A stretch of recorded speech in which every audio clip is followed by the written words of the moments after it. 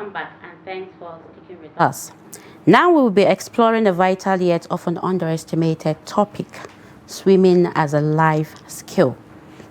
In a country where water-related incidents are all too common, why is swimming still seen by many as a luxury rather than a necessity? I mean, Fatima, we just talked about the Niger flood, and we have a lot of, we've seen lots of water-related accidents in Nigeria, both capsizing, especially in Niger State and Lagos and what have you. So, I don't know why Nigerians still think that swimming is luxury. Yeah, it's for the... When I was a kid, honestly, I think I believed swimming was for the rich kids. That's what I just said, because that's the mentality that people have, that they can swim. They are rich people though. Yeah. So beyond just survival, swimming offers tremendous benefits. It's a full body workout, an excellent fitness routine, a therapeutic activity for mental health, and a gateway to professional sport. From boosting cardiovascular health to building confidence in and out of the water, swimming is a skill that adds value to every stage of life. Joining us this morning is a swimming expert, Amfani Ayam. Yes. He is the CEO, Climax Group Child Educator, and a serial entrepreneur who will shed light on why everyone, young and old, should learn to swim and how it can save lives. You came with a lot of energy today. I did. You noticed it, right? Yeah. When he walked in, I was like, "Are you going to present?" Yeah. I like the way he came ready with a lot of vibrancy. You could just see that in him. He has always been like that. I mean, he joined us back December in 2022. Yeah. 2022, actually. Yes, that's like 3 years? 3 years. Almost 3 years. Oh, wow. Yeah. So, Mr. Amfani, what are the most essential swimming skills everyone should learn, regardless of age? Oh, great. So, first of all, I want to appreciate you. Thank you so much for having me here. It's a very great privilege to be here and to share my knowledge with a lot of people. Definitely. And one of the things I've noticed about a lot of people when it comes to swimming is that the narrative is beginning to change. People are beginning to see the importance of having swimming as a life skill. All right, so I spoke with someone some few days ago and he was like, is swimming a life skill? I was like, yeah, it's a life skill. It's a major life skill everybody ought to have. Everybody ought to learn how to. And I didn't just want to come and talk off my head, so I came with my notes. you got to present. I came with my notes. So go ahead. To be very specific. We are all in for it. We're up for it, please. To give specific information on how to help people to know how to, explore the skill of swimming. Yeah, and it's something different from the last conversation. Oh yes, something very different from that. And I want to take it from the perspective of having swimming as a life skill.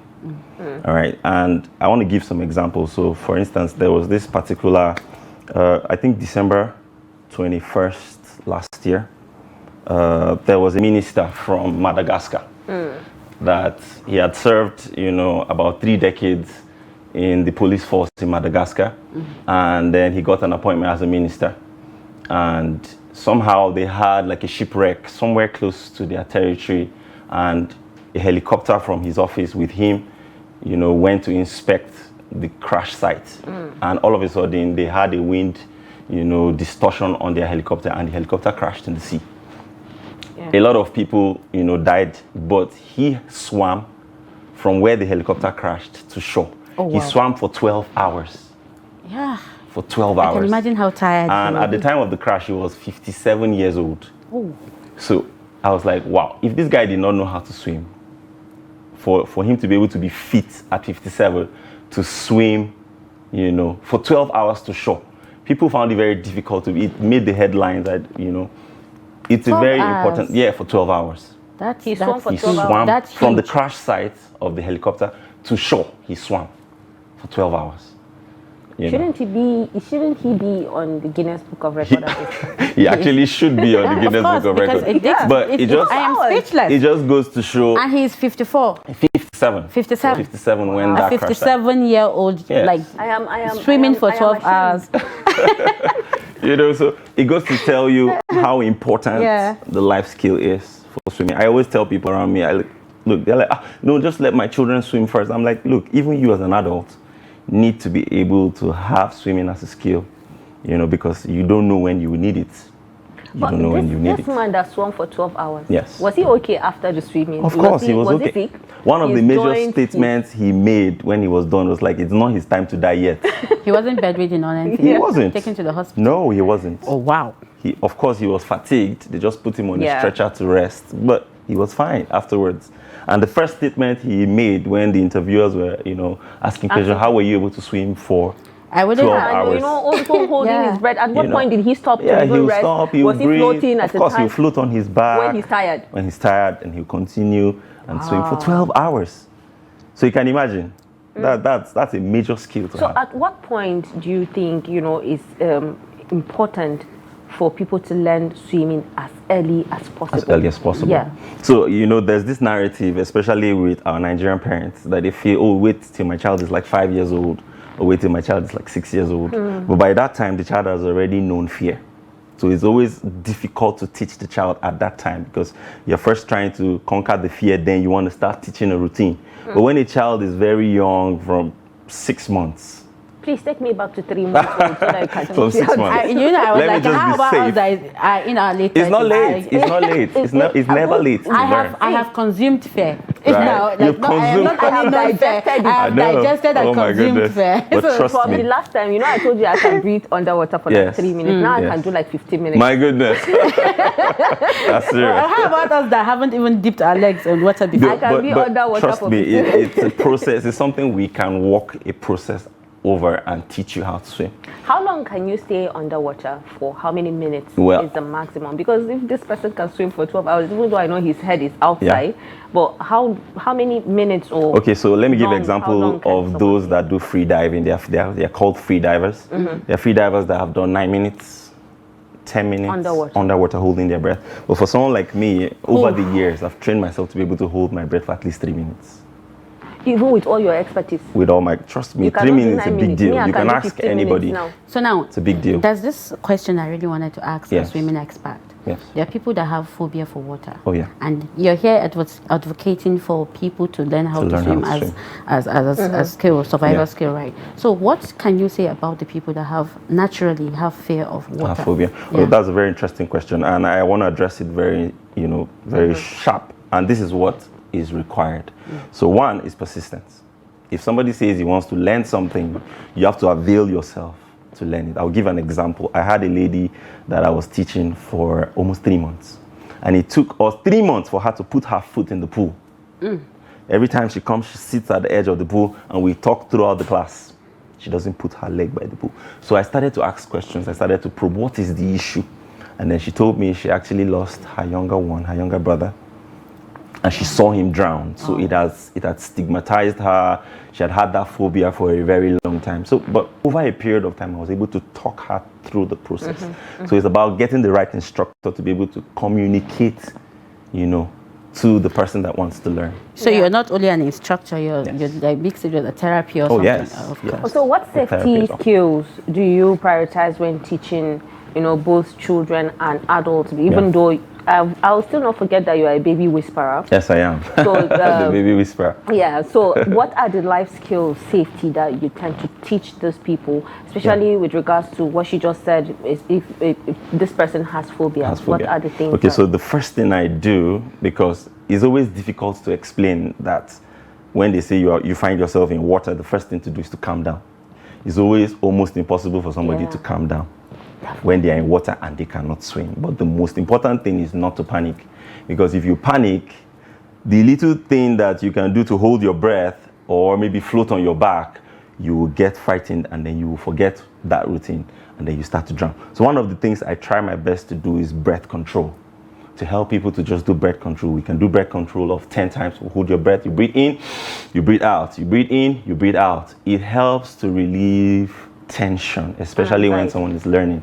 Will help you to relieve tension. You do breath control. It's very important that you teach people. As an instructor out there, the first thing you teach is breath control. It helps to ease tension. So if I'm teaching somebody that has a phobia, of learning how to swim, the first thing we will do is breath control to help to ease the fear. So how do you do that with children? Because they may not comprehend what you are saying. Exactly. Different teaching adults.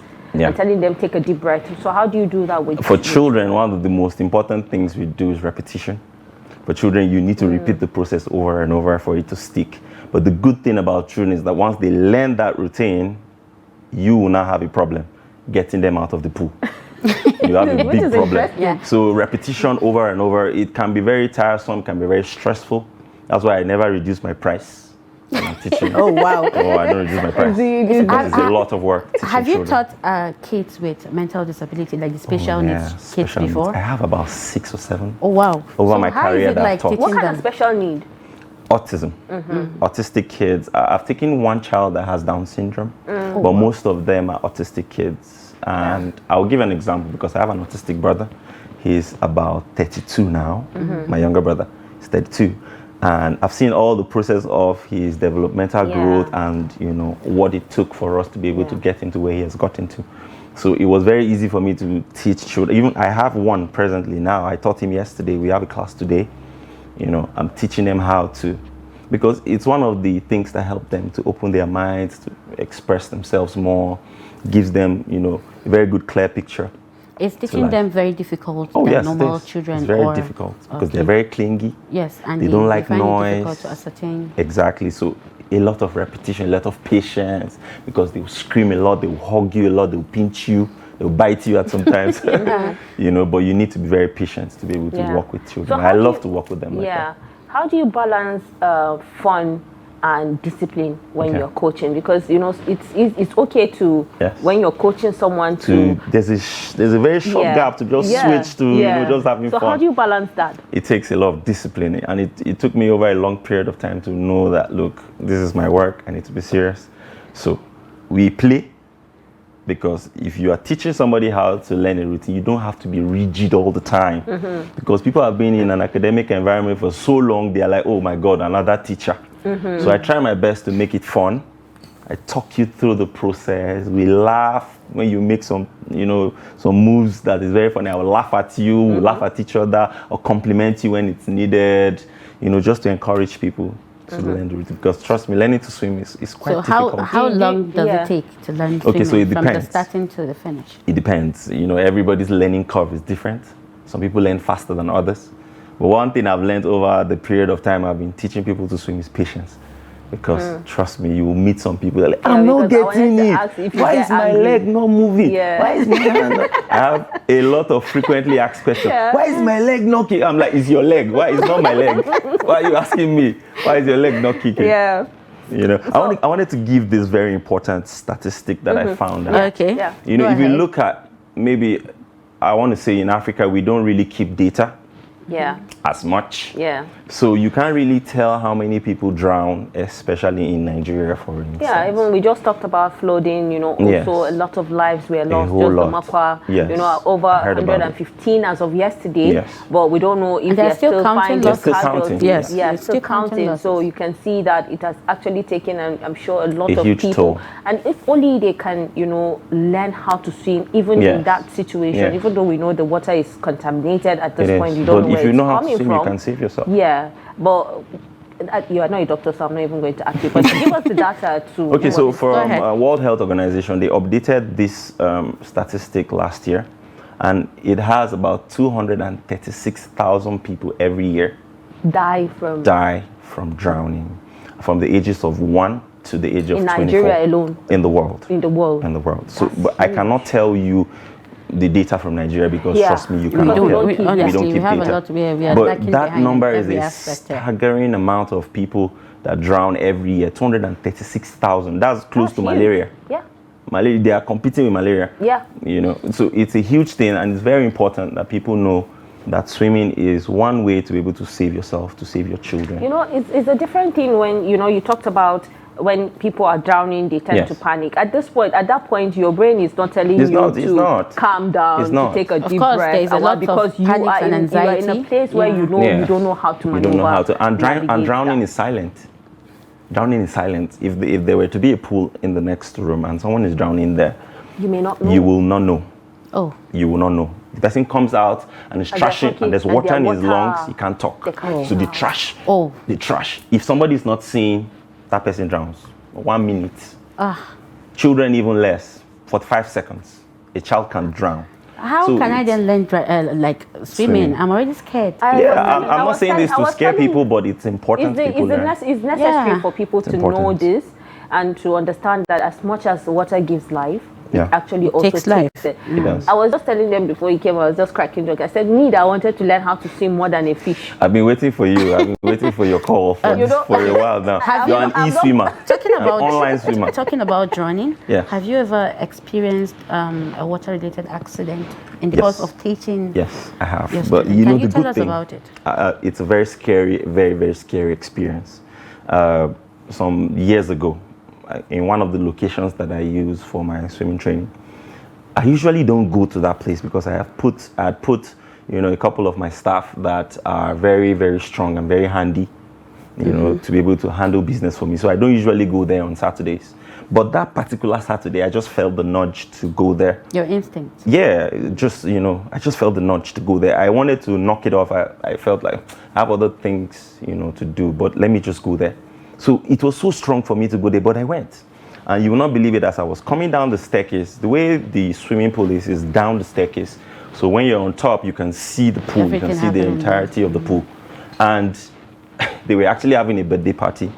So my staff was busy on the extreme end teaching, our student that day. But I just noticed that somebody was under the balloons because they blew balloons, they put it in the pool. Somebody was struggling under the balloons. The only thing I dropped was my phone. I just dropped my phone on the floor. And you died. And I dove in and I brought the child out. Oh. It was the child that they were doing a birthday party for. Wow. The child was drowning. She was 9 years old at that time. And they didn't even notice. That was why you said it's silent. Did not notice. They were dancing by the edge of the pool. Everybody was having fun and their child was drowning. It was a traumatic experience. I'm telling you, that bad day just shut down. Definitely. Everybody like, you know what? Let's get out of here. That's the end of the birthday. They shut down. The father called me some few days later. He was like, thank you so much for saving my daughter. If I did not go there, at the moment I went there, trust me, that birthday would have been something else. Would have been something else. So now talking about this, it just made me understand that it's risky to even, organize pool parties and what have you. If you don't have proper lifeguards there. And at the same time, like we talked about people that have phobias, people that have special needs, even for adults, right? Yes. So how can technology enhance the way swimming is taught or even marketed to modern parents? Like in this situation, imagine if there's maybe a screen to show a wide screen that can show. I'll be so glad if Trust TV could do that for me. I'll be so glad. Yeah. So one of the things is just to create awareness. Social media now is the buzz. Everybody is on social media. Everybody wants to know what's in. One of the things I try to do is to do a lot of creative videos on my YouTube channel, on Instagram. I tend to make it fun. I tend to make it a fun activity, and people are like, oh wow, this is really nice. How did you shoot that video? Oh, is it your phone you're using? To attract people to get to know. Yeah. Talking about technology, it reminded me of you being the first person to do underwater video, and just a picture of yours just showed now, and you're smiling. Exactly. Somebody will see this and say it's Photoshop. You just said it. You posted it yesterday. This is a very beautiful picture. Yes, it is. And being underwater. the first person in Nigeria to do this. I'm one of the first. I don't know of any other person that did this before me. I'm talking of maybe like 1998, 1999. I was able to get a very small underwater camera. One of my uncles traveled abroad, and I told him, I said, look, uncle, when you go, can you get me a camera that can go underwater? I want to be able to do my business differently from other people out there. So I've always done this. Like, I've been a spearheader in this. Anybody that sees this, I don't understand how you are comfortable under this water. How many minutes did you stay under He just told you that he can hold I it. can hold my breath for 3 minutes. 3 minutes. So how many minutes were you under the water? This was a couple of seconds, just 2 or 3 seconds. I took this shot. You were not smiling. I was smiling. It comes with the job. With the cheese. How slippery is that? Well, it depends on where the kinds of chemicals they use in their pool. Yes, I am in the deep side. That's the deepest part of the pool, and it's about 9 feet deep. What?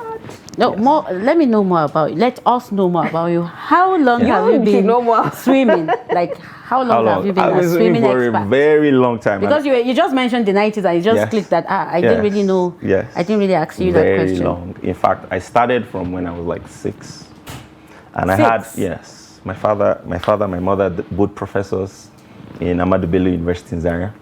And they never wanted me to, academic people, they don't want you to, like, what are you swimming? What's your business with swimming? So my father was against it 100%. He was like, what are you doing there? He used to come there, he would embarrass me, pull my ear, slap me. What are you doing in the pool?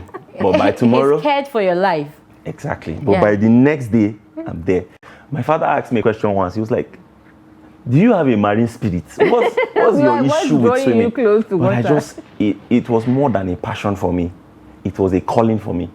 So when I tell people that this is what I was put on the earth to do, to teach people how to swim, they're like, wow. It's actually a very, essential skill that people, it's not everyone. People don't talk about it that much. At all. You asked of Sumaya, me and Sumaya were supposed to sign up for your class. And you never came. And now that Sumaya is not, I have a new partner that we are waiting. I am waiting for your call. Fatima, I will be there cheering at you. You are going to learn how to Don't worry. I have female instructors that can teach you. Another question that, in our intro, we introduced you as a swimming coach and also a serial entrepreneur. I mean, when I called you, it was impromptu. I called you yesterday and like, can you come around tomorrow? You're like, I'm game. You're like, I'm in Western Market. So that caught my attention. Yes. Being a serial entrepreneur and a swimming coach, how do you balance that aspect of your life, because you have to be at these places maybe almost at the same time. So how do you balance that? Okay, so one of the things that has helped me over a period of time is I have learned to be able to replicate myself in other people. Of course, they cannot do it the way I would do it, but they have to some extent some knowledge of what I know. So if I'm not there, I'm there, sort of. So this person knows how to communicate. One of the things I teach my staff is communication skills, interpersonal skills. So they know how to communicate with my clients. They know how to communicate with children, which is very vital. If you don't know how to communicate with a child, it's very difficult to teach them. So one of the things I've done over the years, even for those of the staff that have left, many of them have gone back to school. One of the things they will say is that I taught them to become CEOs. I will teach you how to communicate, or teach you how to be able to stand out there and be an entrepreneur. So if I'm not there now, for instance, we're supposed to be having classes now. I'm not there. Someone is there doing that. Someone is there that is responsible, knows the safety techniques, knows how to do what I know how to do to some extent.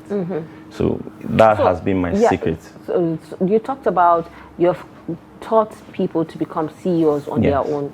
And they have learned the basic thing that they need to learn. In terms of coaching children, you might be patient enough to teach them. When you're not there, what if your other apprentices in this aspect are not patient as you are, and that children have a way of connecting with people to even agree and trust you enough to let you even touch them, come close to them, or even coach them. So how do you put that together to even leave children not knowing the do's and don'ts of this person and how patient they are? Okay, so this is the same thing I was trying to explain. It's training. I never stop training them on how to communicate, because it's one thing to be able to teach someone how to swim, it's another thing to be able to communicate it appropriately. So knowing how to swim is different from teaching someone. So I do it every week. Every Monday I sit with my staff, I tell them this is what we are doing. You need to learn communication. Communication. Is there any problem? What are the challenges you experienced in the past week? How can we remedy it? How can you be able to learn how to communicate better? What challenges do you have? And some of them be like, no, that child was not listening to me at all. And I'm like, okay, what was your strategy? Were you shouting back at the child, or were you patient? We know how annoying kids can be sometimes. They can get you to boiling point. Of course. But you as an instructor need to learn patience. You have to have a C of patience. Yeah, so it's one thing that I'm eager to even ask you, curiosity, before we let you go, is, can you mimic how you actually whisper to these children? What are the techniques? How do you are you trying to be a swimming instructor? You want to take my job? One last question before we go. Yes. How can swimming be incorporated into regular fitness routine for maximum benefit? Do you do your swimming alone, only swimming as your fitness routine, or you just go to the go to the regular gym sometimes? It depends on what the person wants to achieve. Sometimes some people want to lose body weight, they want to lose fat, so many other things. So I first always tell people that exercise, whatever it may be it fitness, be it gymming, be it running, be it swimming, it's more or less like 20%. And so your diet is like 80%. So if you want to keep fit, you want to do whatever it is you need to do to achieve what you want to achieve, swimming can be just like 20% of it, right? So you can add other things. For someone like me now, I'm getting older. I'm going to be 40 next year.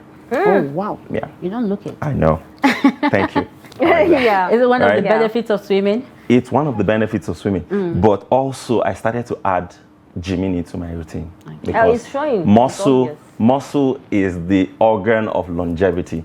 So I need to build muscle the older I get. So that by the time I'm 50, I want to be buff. To be, So I'll add swimming, I'll add gymming. So it depends on what you want to achieve. It is the way he say he wants to be buff yes, for me. I want to be very buff. So I'm very curious to know this. Yes. Have you ever gone into competitive swimming? I don't know if, I think there is swimming competition in Nigeria. Yes, we have a couple. Yeah, of course. Have you ever thought of going into it, venturing into it? Yeah, I actually tried to, and I got to join the national swimming team. But I don't want to be mentioning some certain things here because of the bureaucracies around it. Yeah. But I think I'm past the age now. So what I'm doing is that I have a program where I'm training young children to be able to swim competitively across the world. I have about 20, I don't like to call them less privileged kids, but that's what it is. They're in some very far village somewhere in town here. Yeah. We bring them, by the time we started, they had never seen a swimming pool before. I have about 20 of them. They had never seen a swimming pool. They never knew what it was. Maybe they had seen it in a video or in a movie somewhere. And we started to train them. I think we're in our 4th week now, training them how to swim. The goal is to be able to train them to be able to compete someday for Nigeria. Yeah. There are some kids that, indeed. There are some kids, mostly in the riverine areas of Nigeria, that naturally knows how to swim because of the environment. The environment, So is there a difference between your kind of swimming with 100%, 100%, 100%. Trust me, there is what they call river swimming, and then there's what they call, proper aquatic, routines of swimming. If you're swimming in the river, can you expatiate more on that? Let me give an example. If you're swimming in a river that has water current, is moving you, there are some kinds of strokes you will not be able to do because of the current. So what those people do is usually they just float on their back, or they do the breaststroke, basically those are the kinds of things because of the water current.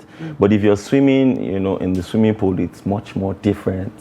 And there are more, organized routines that you can do, like freestyle, breaststroke, backstroke, and the butterfly routine. But do you try to tell the kids, like maybe you're teaching the kid and he might find himself in a situation that he's trying to float, that's drawn in the river or something. Do you try to... Oh yeah, safety. I teach them how to do water treading. One of the things in the routine when I'm teaching the fundamentals of swimming, water treading is one of the things we do, to help people. That if you find yourself both in a river or in a pool, in a lake, whatever the case may be, you can be able to, save yourself. Well, it's interesting to hear all this. And I'm going to be a Mami Water sometime. I can't wait. I can't wait. Yeah, she's always saying she wants to swim like a fish, I can't dolphin, wait. Fatima. Please, let's keep to this so that next time we have this interview, I can be proud to say Fatima, this is my student. We just talked about social media trends, So Chakam, I have snapped that moment. We're going to remind her later. Amfani Ayam for taking out your time to come, share your expertise and this bunch of knowledge that you have when it comes to navigating, water. Trust me, we would have even done much more. I didn't even touch my notes at all. We would come to your place next time, definitely. To, capture how you do this thing. That would be really nice. Live. Yeah. So thank you so much for joining us. Amfani Ayam is the CEO, Climax Group, child educator, and also a serial entrepreneur. Well, he has done well, and I know that a lot of people have learned, a skill or two, and understand how important it is to, register yourself for a swimming school at this point, so that we can avert situations like, the flooding that, is one thing that actually caught my attention, and the reason why I had to call Amfani to come and share this, views with us. So please, I urge you to, register for a swimming class. Well, let's go on a quick break. I want to return. We'll take a look at what is trending on the social media space after this break.